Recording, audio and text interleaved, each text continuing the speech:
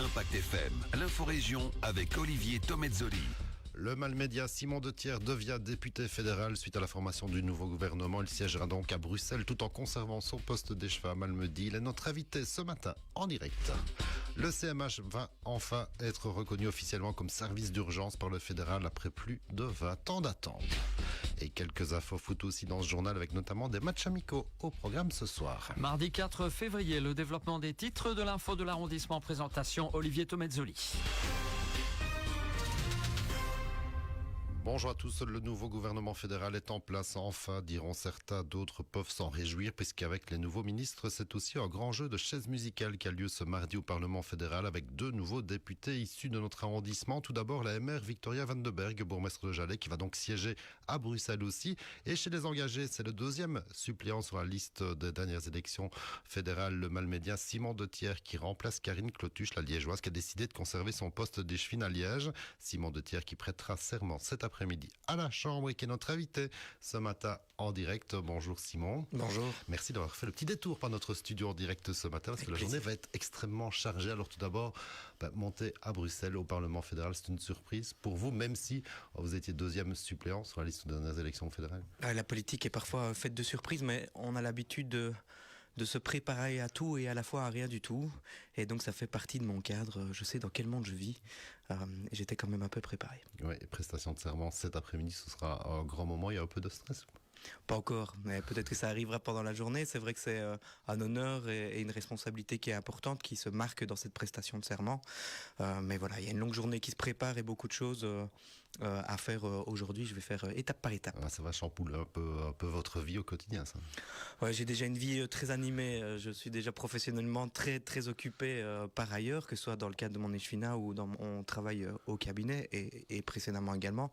Donc oui, ça demanderait une autre organisation de famille notamment et une autre organisation professionnelle, mais je ne pense pas qu'en termes de temps ou d'heures ce sera plus, puisque je donne déjà énormément. Alors vous m'avez dit là hier, quand je vous ai contacté pour vous inviter ce matin en direct, que vous connaissiez bien Bruxelles, mais pas nécessairement le Parlement fédéral. Vous allez découvrir. Oui, je vais découvrir un petit peu. J'ai été faire des tours évidemment, puisque j'ai fait la science politique et que je suis intéressé par la chose, et puis que je fais de la politique depuis longtemps, mais je n'ai jamais travaillé dans ce cadre-là, donc ce sera oui, une découverte pour moi. Alors vous, personnellement, vous allez y faire quoi justement au Parlement fédéral, ça ?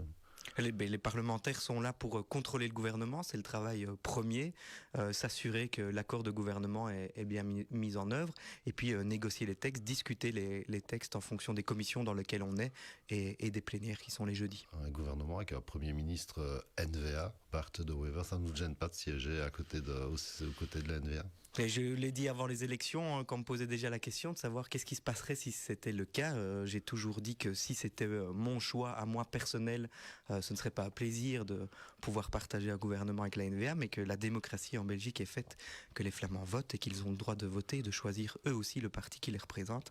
Et ils ont voté majoritairement. On ne peut pas nier la démocratie dans laquelle nous sommes. La NVA a le droit d'être dans ce gouvernement. Alors je l'ai dit dans les titres, vous allez rester échevin à Malmedy. C'est une décision qui a été prise aussi. On peut cumuler finalement ces deux postes. On peut cumuler ces deux postes. Mon parti prévoit, et c'est une excellente chose, qu'on puisse cumuler, mais qu'on ne puisse pas cumuler les rémunérations. Donc je ne cumulerai pas les rémunérations dans ce cadre-là. Ceci dit, c'est compatible en termes de temps de pouvoir cumuler ces deux postes qui demandent beaucoup d'énergie. Oui, c'est compatible en termes de temps, mais comme vous le dites, ça demande une énergie et un investissement qui est conséquent et important.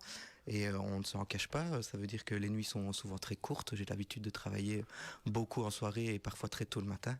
Je suis levé depuis 5h30 et j'ai déjà commencé. Alors, vous êtes le troisième député de Malmedy après ces dernières élections, Jean-Paul Basta qui siège à Namur au Parlement wallon et à la Fédération Wallonie-Bruxelles, Hercel Canac qui siège à la Fédération Wallonie-Bruxelles. Vous-même, vous allez passer au Parlement fédéral.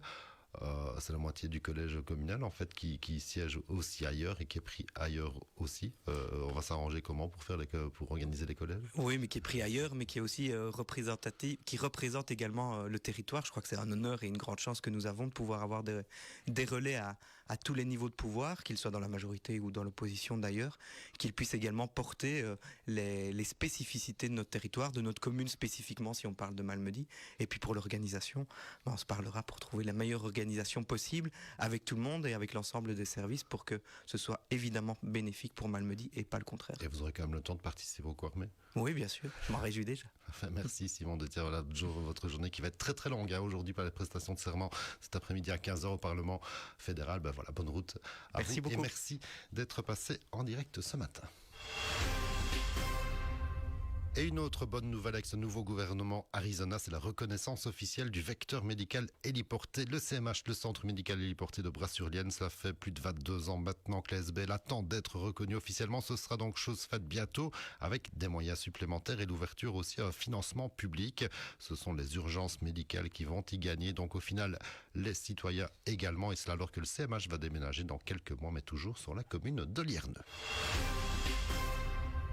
Et un petit mot de foot pour terminer avec tout d'abord une reconduction, celle d'Éric Heus qui remplit à la tête de l'équipe de Ster Francorchamps pour la saison prochaine. Et on joue aussi ce soir des matchs amicaux dont Malmundaria qui reçoit l'Étoile d'Alem, pensionnaire de P2B. Et amical aussi pour Offray ce soir face à Altier.